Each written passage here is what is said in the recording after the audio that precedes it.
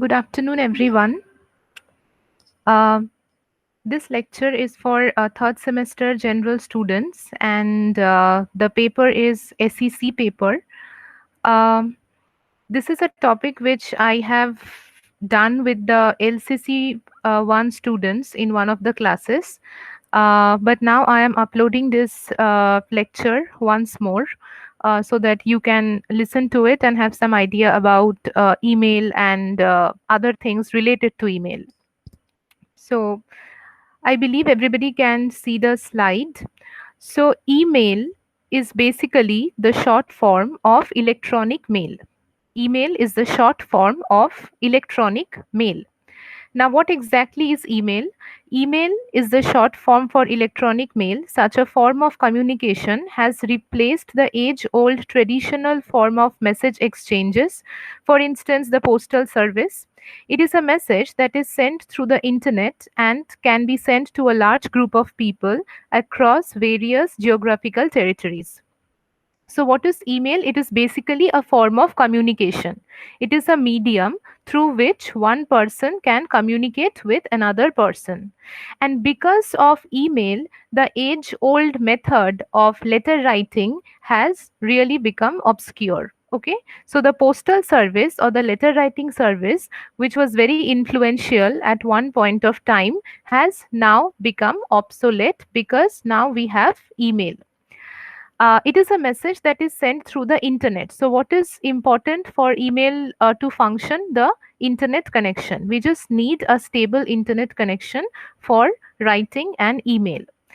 And the email can be sent to a large group of people across various geographical territories. So, one single mail can be sent to a large number of people no matter where they stay. তাহলে আরেকবার বলে দিই, ইমেলটা কি? ইমেলটা হচ্ছে electronic মেলের short form এবং এটা হচ্ছে এক ধরনের কমিউনিকেট করার medium. Communication means the way you connect or contact or stay in touch with one another. তো এই কমিউনিকেশন বিভিন্ন রকমের হতে পারে। ওরাল অর ভার্বাল কমিউনিকেশন হয়, রিটেন কমিউনিকেশন হয়, ইলেকট্রনিক কমিউনিকেশন হয়। So email is a kind of electronic communication. এবং এই ইমেলটা আসার ফলে কি হয়েছে, এই যে আগেকার দিনে লেটার রাইটিং এর এত চল ছিল বা পোস্টাল সার্ভিসের চল ছিল, সেটা আস্তে আস্তে এখন কমে গেছে। It's not entirely gone, but obviously it has slowed down. আর ইমেলটা কি? এটা হচ্ছে একটা মেসেজ যেটা ইন্টারনেটের মাধ্যমে পাঠানো হয়। একটা ইমেল লেখার জন্য we need a stable internet connection এবং একটা ইমেল অনেকজনকে একসাথে পাঠানো যায়। পৃথিবীর যেকোনো প্রান্তেই তারা থাকুক না কেন, the same email can be sent to a large number of people. Okay.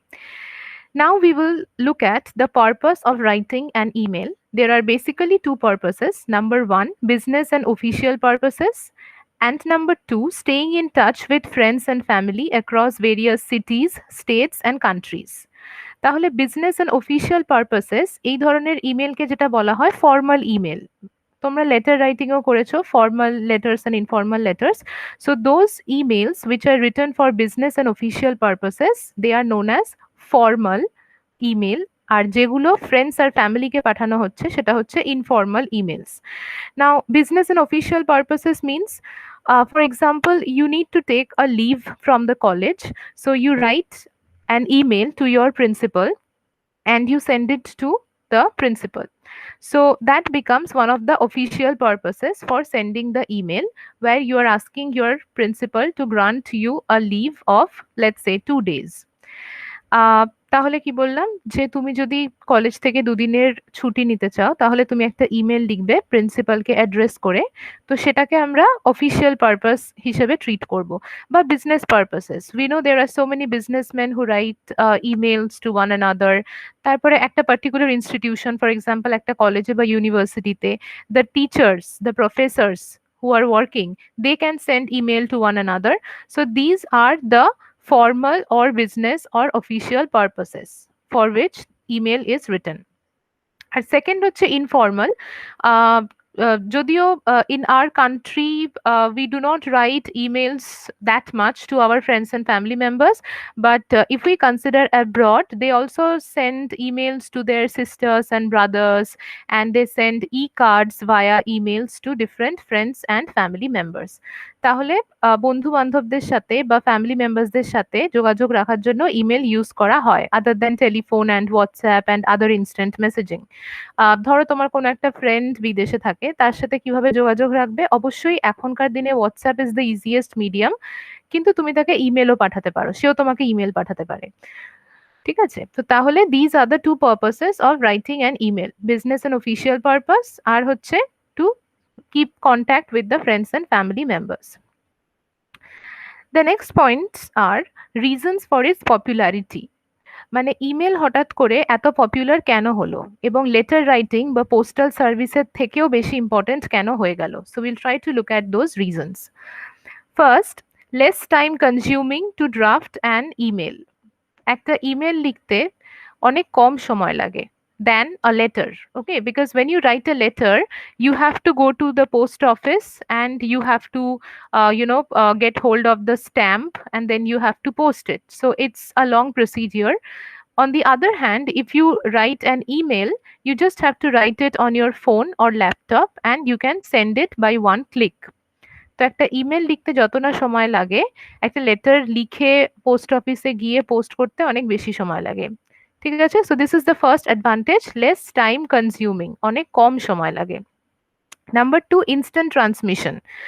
Instant transmission মানে সঙ্গে সঙ্গে চিঠিটাকে পৌঁছে দেওয়া যায়। একটা ইমেল যদি লিখি বা একটা মেসেজ যদি ইমেলের মাধ্যমে আমাকে পাঠাতে হয়, শুধুমাত্র এন্টার ক্লিক করলে বা সেন্ড অপশন যেটা থাকে সেটা যদি ক্লিক করি, তাহলেই কি হবে? The message will reach the other person.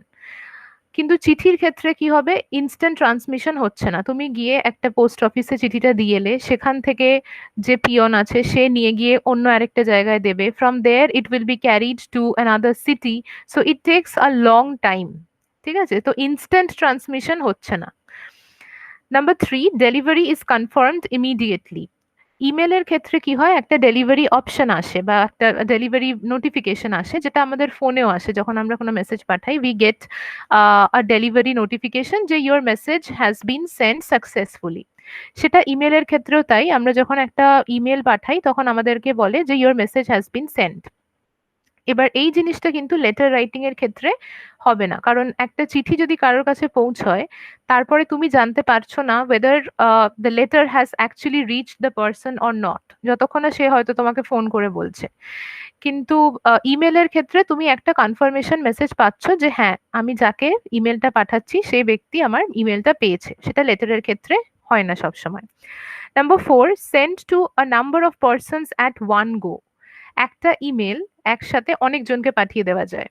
Say you want to send one email to 50 people, okay, so you can just write one mail and include the email address of those 50 people on the address bar, and you can send them with just one click.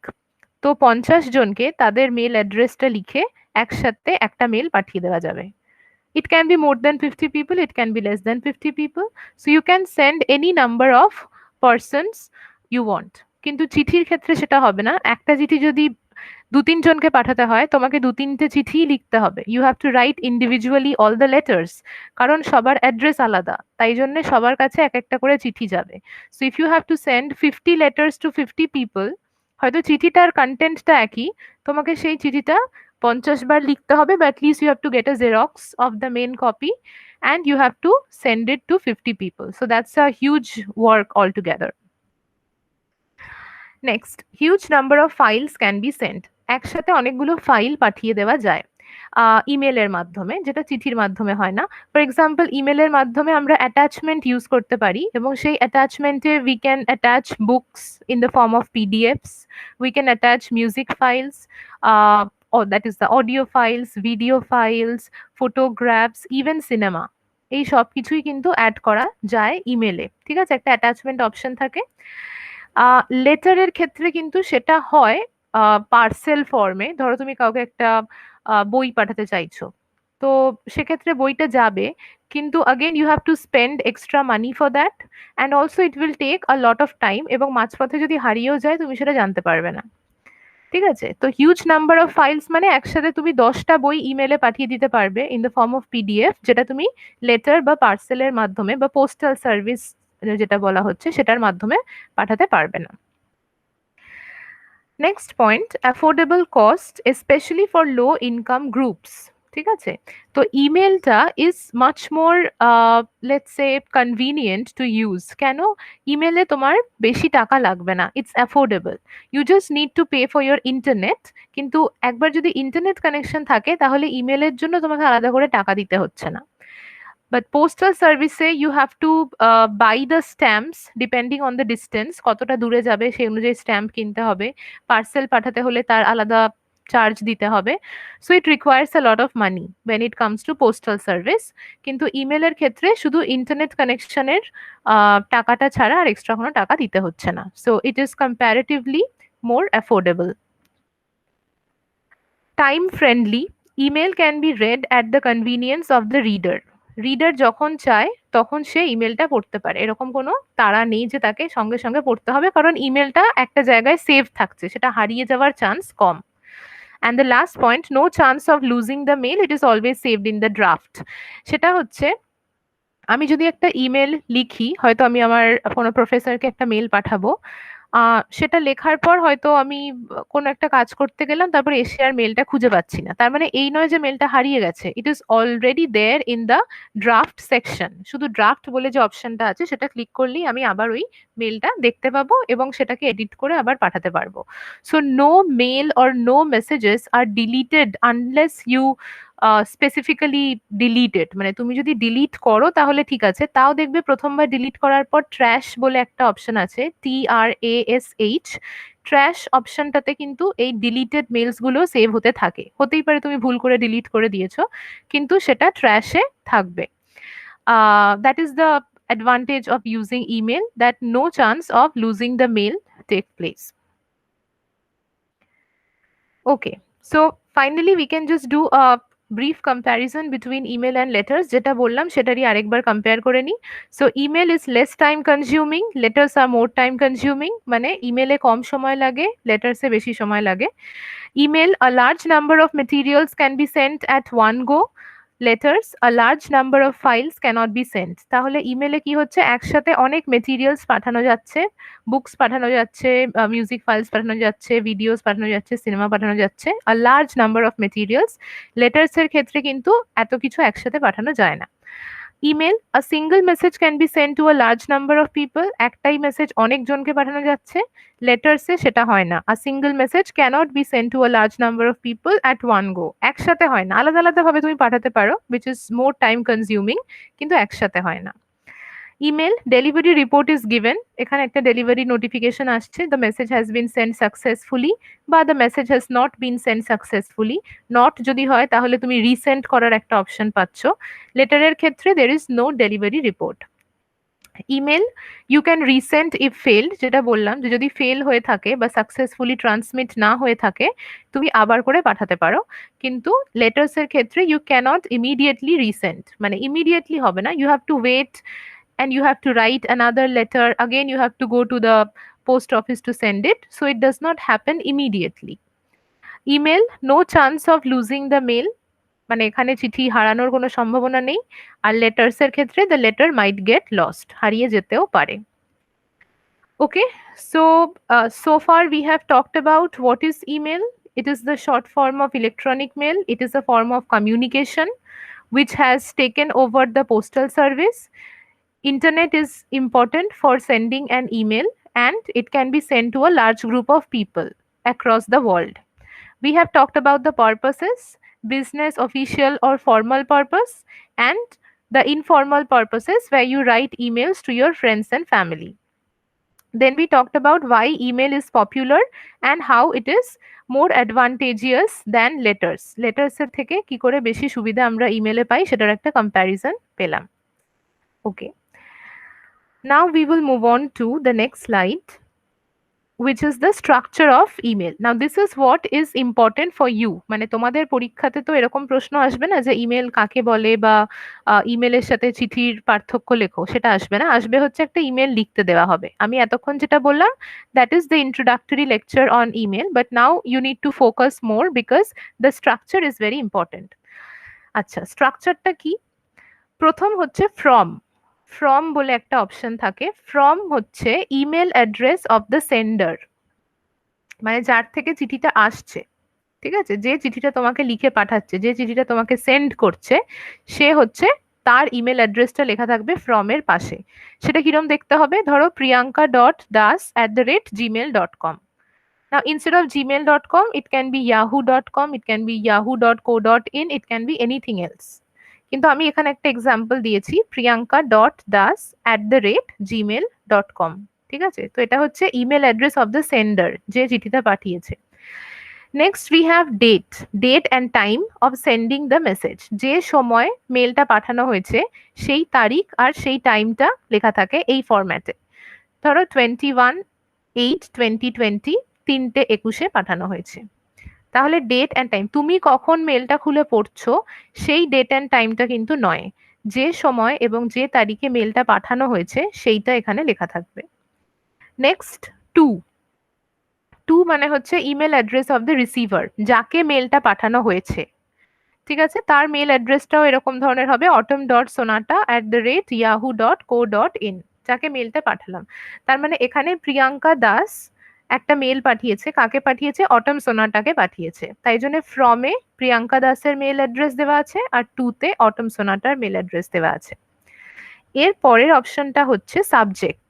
সাবজেক্টটা তোমরা চিঠিতেও লেখো। সাবজেক্টটা কি? A word or phrase reflecting the main content of the message. A word or phrase reflecting the main content of the message, মানে একটা particular email যখন লিখছো বা তার তো একটা বডি থাকবে, সেই বডিটাকে ছোট করে সামারাইজ করা, জাস্ট কয়েকটা ওয়ার্ডসে বা কয়েকটা ফ্রেজের মধ্যে দিয়ে সেটাকে সামারাইজ করে সাবজেক্টে লেখা, যেটা আমরা লেটারেও করি। তো ধরো তুমি প্রিন্সিপালের থেকে ছুটি চাইছো, তাহলে সাবজেক্টে কি লিখবে? অ্যাপ্লিকেশন ফর লিভ, এইটুকু, application for leave, that will be your subject, বা লিভ টেকিং, যেটা আমি এখানে লিখেছি। এরপরে হচ্ছে স্যালিউটেশন, SALUTATION। স্যালিউটেশন মানে হচ্ছে যেভাবে তুমি অ্যাড্রেস করছো। এবার এই পয়েন্টগুলো কিন্তু একটা চিঠিতে যেরকম লেখা হয় সেরকমই ইমেলেও হবে, this is not anything different. Salutation is the way you address the receiver. সেটা হচ্ছে dear sir, respected sir, dear madam, revered madam, hello madam, যা ইচ্ছা লিখতে পারো, সেইগুলো হচ্ছে স্যালিউটেশন, যেভাবে you are addressing the person whom you are sending the mail. তারপরে body. Body is the message which is divided into suitable paragraphs. Usually 3টে প্যারাগ্রাফে ডিভাইড করা হয়। প্রথম একটা ইন্ট্রোডাকশন থাকে, তারপরে তোমার মেন প্রবলেমটা বা আর্জি জানিয়ে যেটা লিখছো, লাস্টে লেখা থাকে যে I shall be highly obliged if you kindly take into consideration my problem, বা এরকম কিছু। তো সেইটা হচ্ছে বডি। মানে body is nothing different for email. লেটারে যেরকম একটা বডি থাকে সেরকম ইমেলেও একটা বডি থাকবে। Then you have leave taking. Leave টেকিংটাও হচ্ছে আহ একটা চিঠিতে থাকে, কারণ চিঠিটা শেষ করো যেভাবে থ্যাঙ্কিং ইউ লিখে, বা ইয়ার্স ফেথফুলি, বা ইয়ার্স সিনসিয়ারলি, বা বেস্ট উইশেস। তো সেটা হচ্ছে একটা courteous expression at the end of the message. And finally we have sign off. Sign off মানে হচ্ছে এটা একটা ভার্চুয়াল কার্ড, যেখানে name and designation, organisation to which you belong, your phone and fax number, এইগুলো দেওয়া থাকে। তো sign অফটা হচ্ছে যারা বিজনেসম্যান বা যারা ধরো প্রফেসরও হতে পারে, তারা যখন নিজের নামটা লেখেন, ইয়ার্স ফেথফুলি কমা নিজের নামটা লিখলেন, তখন অটোমেটিক্যালি তাদের ডেজিগনেশন, অর্গানাইজেশন, ফোন নাম্বার আর ফ্যাক্স নাম্বারটা চলে আসবে। Why automatically? Because those are already saved. মানে তুমি যদি একবার সেভ করে রাখো যে আমার নামের পরে এই এই জিনিসগুলো আসবে, তাহলে প্রত্যেকটা মেলে আর আলাদা করে লিখতে হবে না। ঠিক আছে, তো সেটা হচ্ছে the virtual card. So this is more or less the structure of the mail. Now there are two other points. One is the carbon copy and the other is the blind carbon copy, CC R BCC. আমি যখন next দিনকে আরেকটা lecture post করব, তখন সেখানে আমি এগুলো example দিয়ে বুঝিয়ে দেবো, আজকে শুধু নামগুলোই বলছি। কার্বন কপি হচ্ছে email address of those to whom the same message is to be send simultaneously. আর ব্লাইন্ড কার্বন কপি হচ্ছে allows the sender of a message to conceal the person entered in the BCC field from the other recipients। আচ্ছা, তাহলে প্রথমটা দেখি। Carbon copy মানেটা কি? Duplicate copy, মানে একটা জিনিস তার কার্বন কপি মানে হচ্ছে তার ডুপ্লিকেট কপি বা তার জেরক্স কপি একই রকম দেখতে। তাহলে আমি যদি চাই যে একটা মেল আমি ৪ জনকে পাঠাবো, এবং আমি চাই ধরো ৪টে টিচারকে আমি একটা মেল পাঠাবো এবং আমি চাই যে প্রিন্সিপাল যিনি কলেজের তিনি এই মেলটাও দেখতে পাবেন এবং আমি যে এই ৪ জনকে পাঠিয়েছি সেটা উনি দেখতে পাবেন। তখন ওনাকে আমি সিসিতে রাখবো। সিসিতে রাখা মানে হচ্ছে কি, তার ইমেল অ্যাড্রেস সিসিতে থাকবে।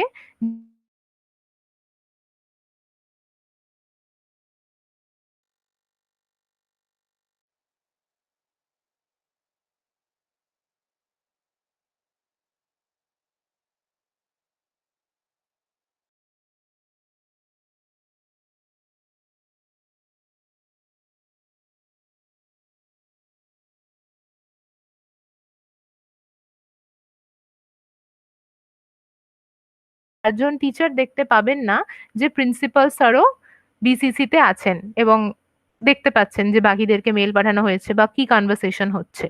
সেই জন্য এটাকে ব্লাইন্ড বলা হচ্ছে, because the person in BCC is hidden to others.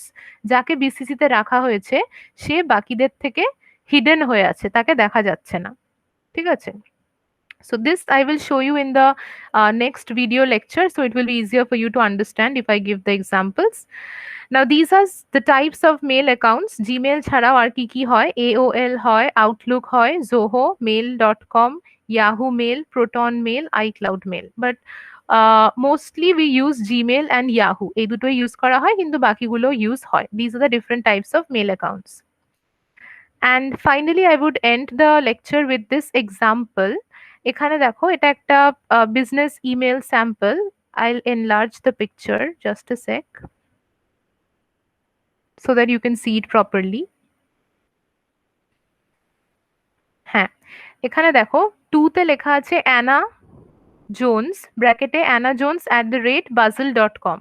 তার মানে কি, 2 মানে যাকে আমি পাঠাচ্ছি, ঠিক আছে, যাকে আমি মেলটা ডিরেক্ট করছি, তার নাম, ব্র্যাকেটে হচ্ছে তার mail ID. Then you have CC. CC এখানে দেওয়া আছে অল স্টাফ, মানে যত স্টাফ মেম্বার আছে তারা সবাই দেখতে পাবে। ফ্রম জেমস ব্রাউন, তার মানে আমার নাম হচ্ছে জেমস ব্রাউন। অ্যান্ড তোমরা যেটা করবে, জেমস ব্রাউনের পাশে তোমরা জেমস ব্রাউনের মেল অ্যাড্রেস অর্থাৎ তোমাদের মেল অ্যাড্রেসটা দিয়ে দেবে, মানে যে যে মেলটা লিখছো তার নামটা ফ্রমে থাকবে এবং ব্র্যাকেটে তোমার মেল আইডিটা থাকবে, আর টু হচ্ছে যাকে লিখছো। Subject welcome to our hive. Subject তো বলেছিলাম, এটা হচ্ছে স্যালিউটেশন, মানে যেভাবে অ্যাড্রেস করছে ডিয়ার অ্যানা।